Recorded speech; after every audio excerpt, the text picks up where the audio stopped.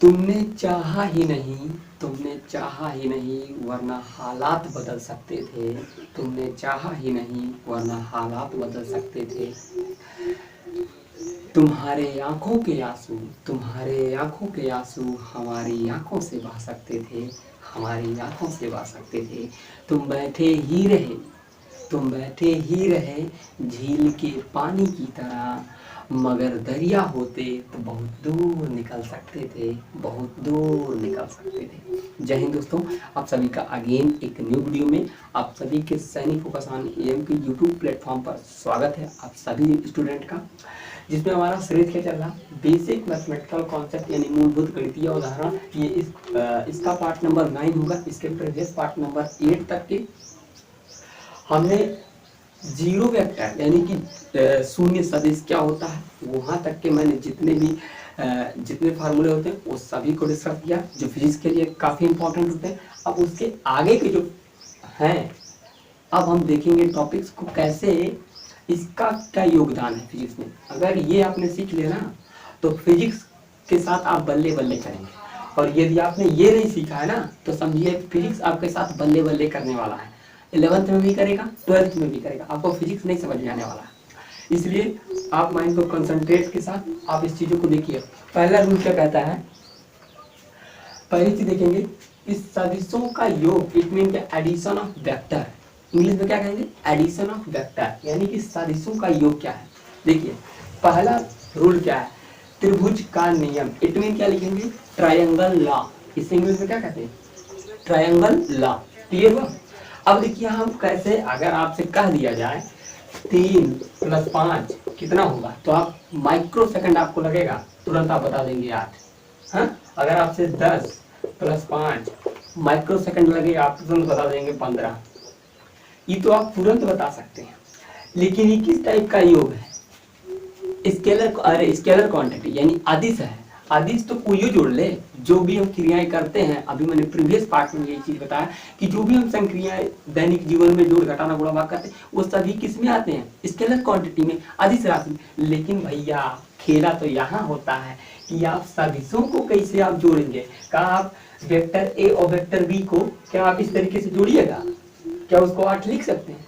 ऐसा नहीं लिख सकते। यदि आप ऐसा लिखेंगे तो वो महाघोंचू होगा, वो महा गलत है। क्लियर, तो आप ऐसा नहीं लिख सकते। क्लियर हुआ। अब आप देखिए यहाँ पे हम कैसे सदिशों को जोड़ते हैं, कैसे सदिशों को जोड़ते हैं आइए देखें। देखिए अगर vector A plus vector B हमें दिया है तो हम इसे किस रूप में जोड़ा जाएगा, यानी कि सदिश को त्रिभुज के नियम अनुसार कैसे दो सदिशों को जोड़ते हैं, आइए बताते हैं। देखिए सदिश यानी कि वेक्टर ए, सदिश वेक्टर ए सदिश को ही हम वेक्टर कहते हैं। तो वेक्टर ए दिया है और प्लस वेक्टर बी दिया। अब इन दोनों को हमें जोड़ना है। तो जोड़ने से पहले हमें ये पता होना चाहिए कि ये वेक्टर का जो आगे वाला पोर्शन होता है इसे हम कहते हैं हेड, और जो इसके पीछे वाला पोर्शन उसे हम कहते हैं टेल। समझ पा रहे क्या है, हेड मीन्स सिर और टेल मीन्स पूंछ कह सकते हैं। क्लियर, यानी कि सदिश का दो भाग होता है, एक होता है हेड वाला पोर्शन और एक होता है टेल वाला पोर्शन। क्लियर। अब देखिए रूल क्या कह रहा है कि यदि हमें दो सदिशों को जोड़ना है तो जो पहले सदिश का हेड है दूसरे सदिश के टेल से ऐड होता है। कैसे होगा, वेक्टर ए को लिया, उसका हेड मैंने ये लिया, क्लियर, और वेक्टर बी को लिया और उसका मैंने इसे टेल वाले को यहाँ पे लाके जोड़ दिया। अभी दोनों जोड़ दिया, अब इन दोनों को जब जोड़ दिया तो ये तो हमारा काम हो गया इजी। समझ में आ गया होगा कि वेक्टर को कैसे सदिशों को जोड़ रहे हैं। ये जोड़ दिए। अब हमारा रूल, ये नियम क्या कहता है, त्रिभुज का नियम। आप इस नियम को ऐसे जैसे मैं बोल रहा हूं ऐसे आप लिख भी सकते हैं। यदि दो सदिशों को किसी त्रिभुज के संलग्न, संलग्न का मतलब क्या होता है, एक दूसरे से लगे हुए, संलग्न भुजाओं द्वारा प्रदर्शित किया जाए तो इन दोनों सदिशों का योग उस त्रिभुज के तीसरी भुजा द्वारा प्रदर्शित किया जाता है। इसे हम कहते हैं त्रिभुज का नियम। आई होप ये चीजें क्लियर हो गई होंगी। क्लियर, तो ये दोनों का जो योग होता वही हम त्रिभुज के तीसरे भुजा द्वारा प्रदर्शित करते हैं। अतः हम लिखेंगे vector A plus vector B, ये त्रिभुज ए प्लस बी का जो योग है तीसरी भुजा का योग प्रदर्शित कर रहा है। क्लियर? आई होप ये चीजें क्लियर, यही से ना आपको त्रिभुज के नियम में याद रखना। अब हमारा इसके बाद नेक्स्ट टॉपिक आता है समांतर चतुर्भुज का नियम। ये काफी इंपॉर्टेंट, वेरी वेरी इंपॉर्टेंट आप लिख सकते हैं, वेरी वेरी इंपॉर्टेंट। कहने मतलब दोनों इंपॉर्टेंट बहुत है। आप अगर इन चीजों को आप क्लियर कर ले रहे हैं यहाँ पर तो समझिए आप फिजिक्स में बहुत बढ़िया परफॉर्म करने वाले हैं।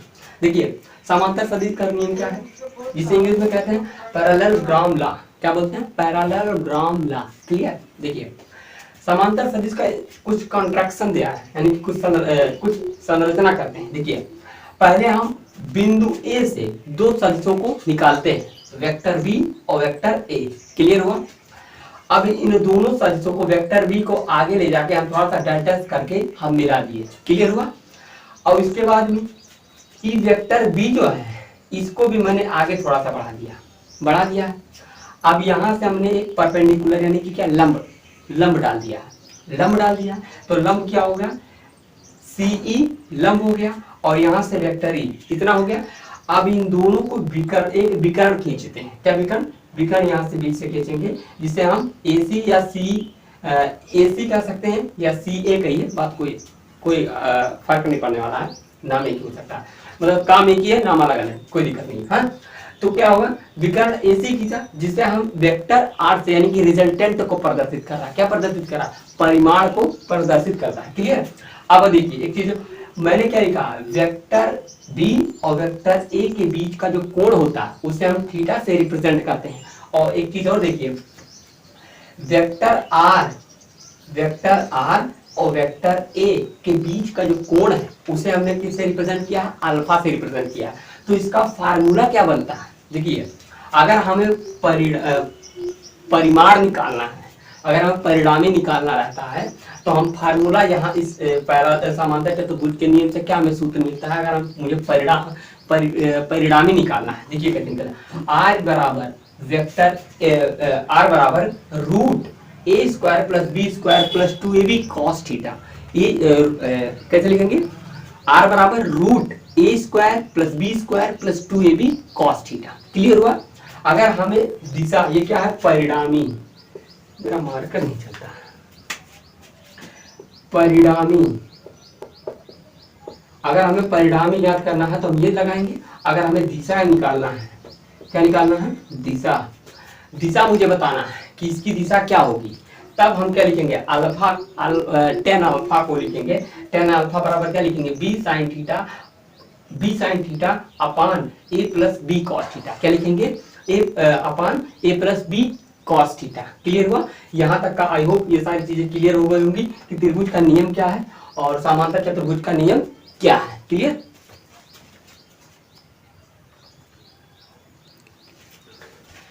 अब इसके बाद एक टॉपिक हमारा क्या आता है, काफी इंपॉर्टेंट फार्मूला है फिजिक्स में। ये फार्मूला बार बार यूज होता है। आपको स्टार्टिंग में ही अभी जब इसका डेरिवेशन, अभी इसका डेरिवेशन भी काफी मतलब काफी लोग पूछ लेते हैं। उस चीज को हम कैसे, इस चीज का कैसे हम डेरिवेशन करते हैं उस चीज को मैं बताऊंगा आपको। क्लियर? इसके नेक्स्ट पार्ट में बताऊंगा। तब तक के लिए जय हिंद। और ये चीजें आप क्लियर हो गई होंगी कि ये चीजें त्रिभुज का नियम क्या है और क्या है समांतर यानी कि क्या पैरेलल लॉ क्या होता है। क्लियर? यानी कि समांतर चतुर्भुज का नियम क्या है, ये चीजें क्लियर हो गई होंगी। मिलेंगे नेक्स्ट वीडियो में, तब तक के लिए जय हिंद।